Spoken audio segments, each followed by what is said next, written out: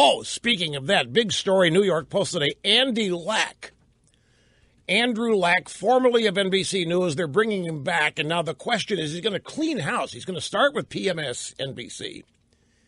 And is he going to clean house? What's he going to do? What's he going to do to save and revive and fix NBC? I wonder if he'll commission an investigation by Columbia University to examine what's gone wrong at MSNBC.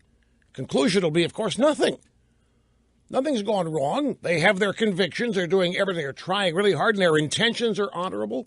And the seriousness of the charge, i.e., trying to save the country from Republicans and conservatives, all that they've done is totally understandable, including destroying the network by obliterating all audience members. I know Andy Lack.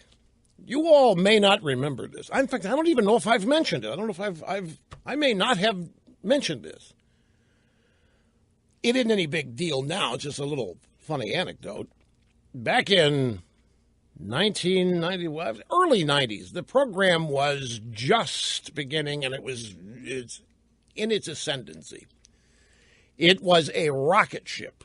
Remember, back in this era, it was it. There was no cable news yet other than CNN. There weren't any other talk shows. There was no blogosphere, conservative or otherwise.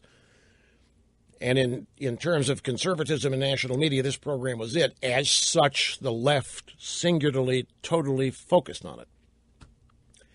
Andrew Lack called me one day and suggested that I think seriously about dropping radio and getting into TV and coming to work for a program like Dateline.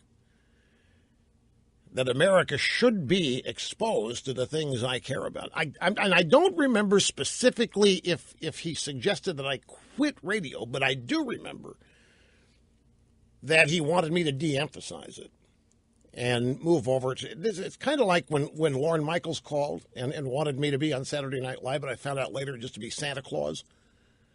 And it was to be a circus act for Al Franken's book.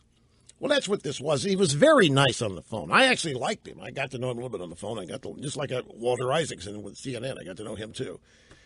But it was clear. These guys were trying to clear me out. And I told him on the phone, I said, Andy, no desire to do what you do on Dateline or whatever the show was. I don't even know if it was Dateline then. I don't want to blow up trucks like you guys do. I'm perfectly happy to do it. Well, do you have any interest? I mean, you've got to do something besides politics. That's what it was. That's what he says. You've got to branch out. You've got to do more than just politics. You care about much more than politics, don't you? I said, yeah. You have a varied and wide array of things that interest you. You've got to move on beyond politics. And that's what we want you to do here. That's what it was. That was to take me out of the political arena. He said, is there anything out there that fascinates? Because I'm telling him I have no desire. I don't know what it would do, what I would do. And I happen to say, well, you know, Andy, just making conversation, I have been fascinated all my life about how jet airliners are actually assembled. The whole process. Great, exactly what I'm talking about. We'll give you a crew. You go out to Boeing, put together a feature. It's exactly what I'm talking about. I, of course, am still here. I didn't do that. And it was clear what it was, but he was, I think I even met with him a couple times in person. I'm not sure. He was a nice guy. Anyway, he's the guy they're bringing back again.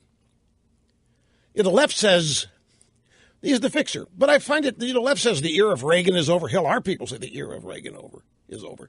We can never go back to the past is the point. Never, ever return to the past to fix the present because that's been there, done that. That's old-fashioned. And these guys keep recycling their old heroes from days gone by.